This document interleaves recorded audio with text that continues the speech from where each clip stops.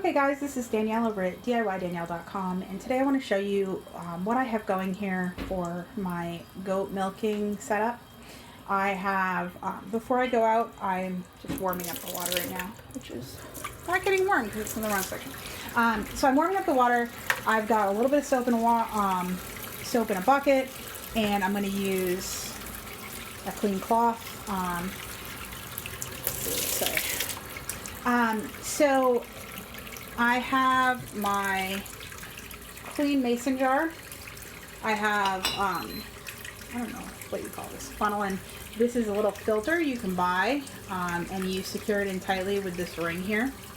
And that helps filter out any hair and other things that end up in your milk. I'm filling up a bucket with warm water to wash her. You can get sheet wipes too, but I prefer to use just warm water. It's cold out. Okay, and that's just a little soap and water. Some people use a bleach solution. I was a little concerned that bleach might not be great. I've got a bucket, and this is for me to strip. The first few squirts of milk, you want to look and make sure there's nothing in the milk, or there's no blood in the milk, or anything like that. That could be a sign of mastitis or other issues with your goat. You want to be using something that's glass or whatever this is. I don't know. My brain is not working. You don't want to be milking into plastic. And yes, all of these have been washed on really high heat in my dishwasher. I milk twice a day, and the dishwasher, they go through the dishwasher once a day.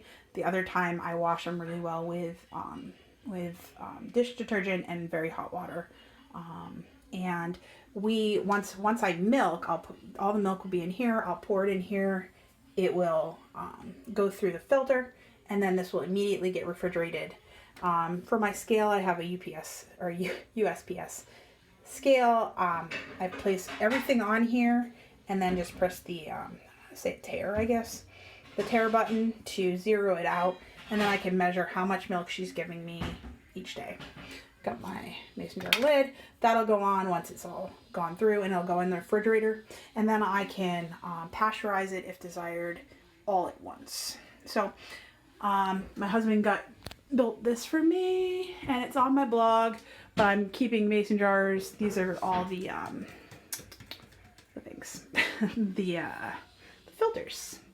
And so this is what I'm taking out to milk the goat. I'm also taking this stuff. You use it after you milk.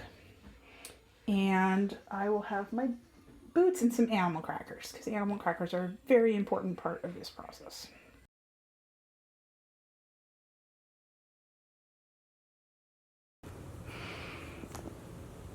Okay, so this is our milking setup, and I will show you what we have here. I have a little box here. It's got food filled up in it, grain. This is when she gets her grain. This is the head stall. Closes and locks, keeps her nice and tight in place. I have a step here at the back that allows me to sit behind her. You can also sit on the side. I prefer to sit on the back, and there's a reason for that I'll get into later. And this is for her to step on. Eventually I do want to replace or put a rubber mat of some sort behind here, so she has a little bit more stability.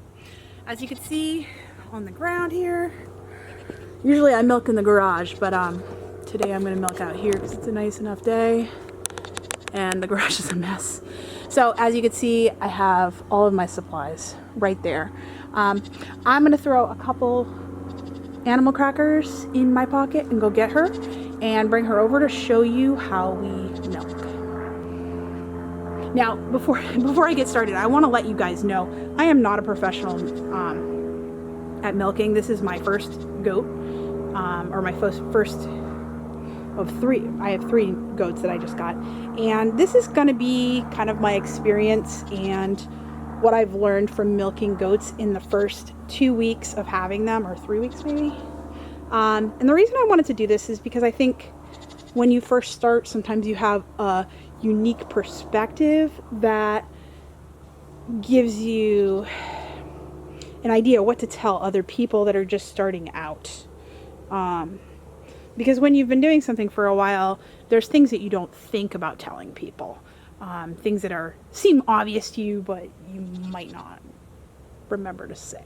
So I want to kind of show you all of those things. And so yeah, let me go get the goat and I'll be right back.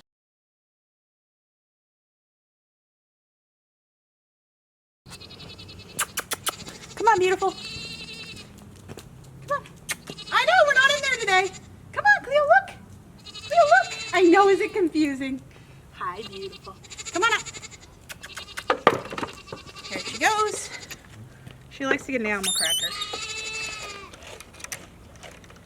And you're going to hear the babies cry the whole time. Hi, sweetie. You're such a good girl. Are you a good girl? She eats a lot of animal crackers. She's a good goat. Okay, I'm going to show you from the back. Hi, Cleo. And just to give you a view, there you are. As you can see, she's got her grain and she'll be kept occupied for a few minutes while I milk her. Let me see if I can.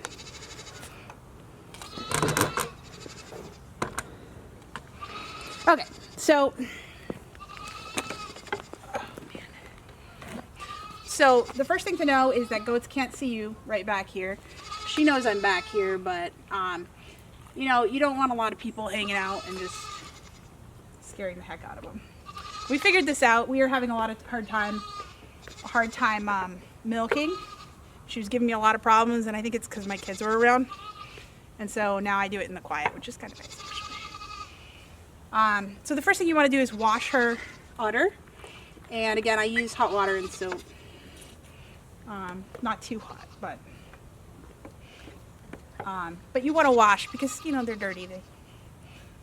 They have a stall, there's poop in there, they get dirty. Although she seems to be pretty clean in this area. But.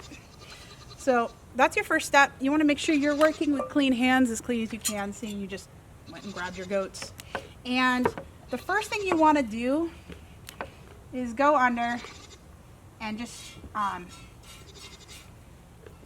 get a few squirts, and you're checking to make sure there's nothing wrong with your goat. You don't want to make sure there's no blood and there's no clumps or anything that looks suspicious. So that's all for that. Now I get to actually do the milking, and I want to show you closer how I do this. No, I know. This is just terribly rude, actually. Let's see. Let's see if I can actually... She's gonna get mad at me because it's gonna slow things down a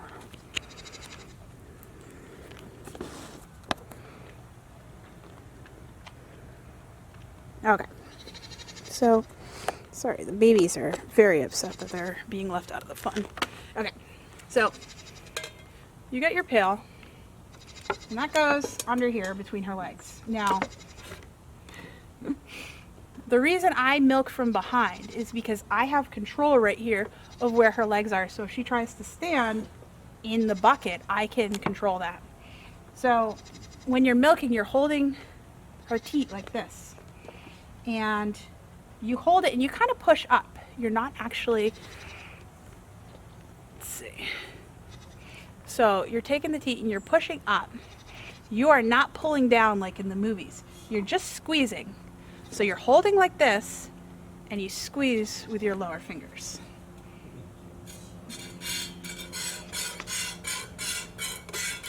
And you see, I'm not moving my hands. I actually just keep my hand right on the edge of the pole. And I'm standing behind her, and I'm just going to do this until she's empty, pretty much. So I can actually feel this milk coming down in her nipple, and I know when to squeeze. So that's pretty useful, and when it stops letting down, you can massage the udder a little in order to get more milk to come out. Baby goats will go and just pound, like they'll just butt their heads into the udder. It's really rough. She does not love that. I know a lot of people just kind of bump the udder a little to get the length down. I find massaging it seems to work pretty well, and she doesn't seem as ornery about it. You don't have to go one at a time. It seems to work if you go both at the same time. Sometimes I will milk with one hand, and my right hand I found is stronger, and her right side seems to produce more too, but I found that my right hand is a little stronger for this. Sometimes I will swap hands, so I will use my right hand on the other side, and that gets, I find that gets more milk. Let's see how my legs are able to, or my arms are able to block her. She could still put her. Is there a problem, lady?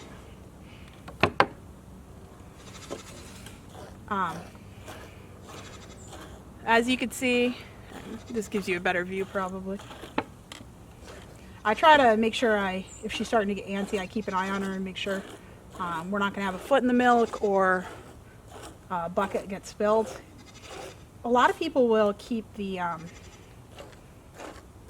scale nearby, and then they can just keep pouring it over as needed. If you have a doe that's giving you a hard time, you might want to do that. Ideally, you don't want it to get on your hands. I'm still new to this, like I said.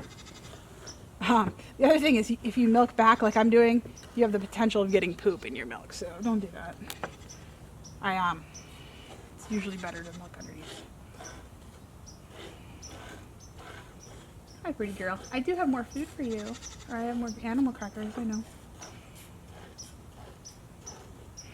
So, I'm pretty slow to milk. As I get used to it, it'll be a little faster. The one thing that's really interesting is that you will find that you probably don't have the muscle to milk, and you'll be pretty sore initially. You'll be pretty girl, come on. You'll be pretty sore initially with your hands. I massage my hands like quite a bit initially over my day, so I wasn't like super sore for the next milking. But after like a week and a half, it was fine. And again, I'm probably not the fastest person, but getting there.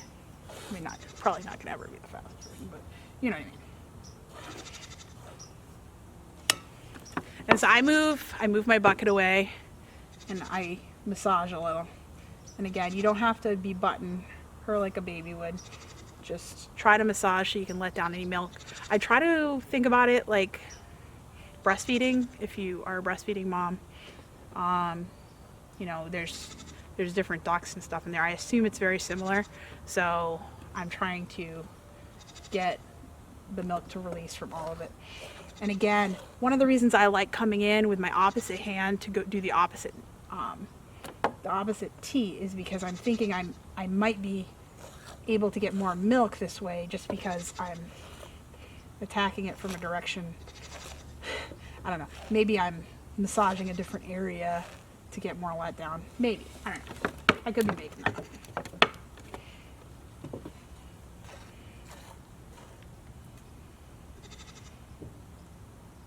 And so you can kind of feel as you get to the end. Oh.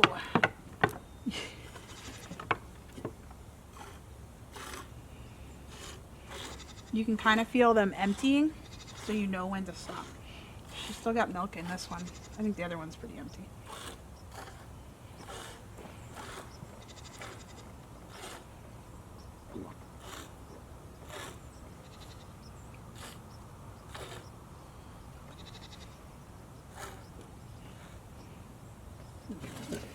So she's good.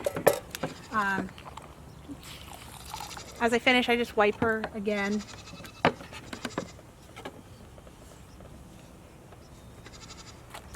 And this stuff is just used on her teats. There's some people use like dip the teats. This is a spray, and you spray it on the teat, and it helps fight bacteria from getting inside there, seeing there obviously outside. So now I'm going to go bring her back and let her go hang out with her friends, and I'm going to take the milk in.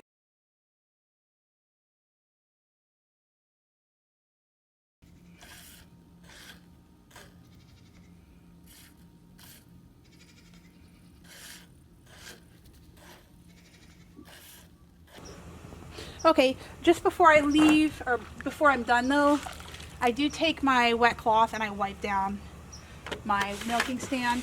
Any milk that got on it or dirt. It'll be easier once there's a mat on here instead, but I just try to keep it in good condition and clean so that hopefully we have a mostly clean setup. Can empty my bucket of water, and that's that.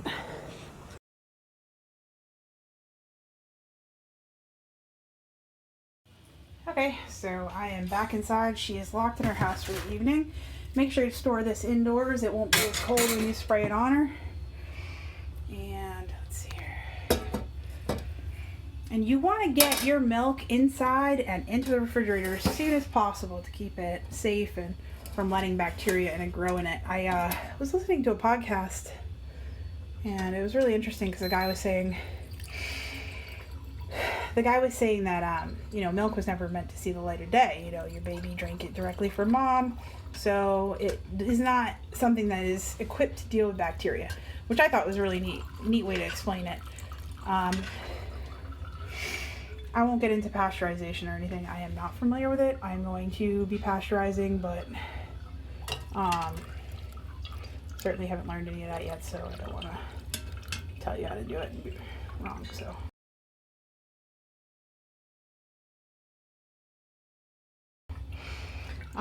Just pour it all in here, let it go through. Rinse with cold water, and then you're gonna obviously wash it on hot. This will go into the dishwasher tonight though. But you always want to rinse with cold. From what I've understood, a lot of people say that rinsing with cold is a little bit better because, I don't know, someone said it was better. I figured it didn't hurt to rinse with cold first, so. And this is really hard to get off, but so I'm just rinsing it cold, and I'll put it in the dishwasher in the dishwasher later. This is finished. You can make a record of how much milk you got today. 1 pound 4 ounces. And you just throw these away. I haven't thrown in the milk. I don't have a garbage right here, so I kind of. Okay, and then I'm gonna go put a cap on that, throw it in the refrigerator, and we are done. And that's all there is to it. Again, pasteurization is a completely different situation, and I will probably do that in larger batches rather than after every milking, just to keep it simple. Yeah, that's it. I'll have a lot of tips on my blog posts because I'm sure there's things I forgot to mention. So make sure to check it out on DIYDanielle.com. And again, I am brand new to this. I wanted to share my experience and some of the things I've learned, and some of the challenges. I'll talk a little bit about that as well. So again, check it out, DIYDanielle.com, and I hope this was helpful. Thanks, bye. Wait, what you want, Cleo? What you want? Is that what you want? You want a cookie? You want a cookie? Is it a cookie you want? You were such a good girl milking. Were you a good girl milking? Yes, you were. I know. Give me that darn cookie.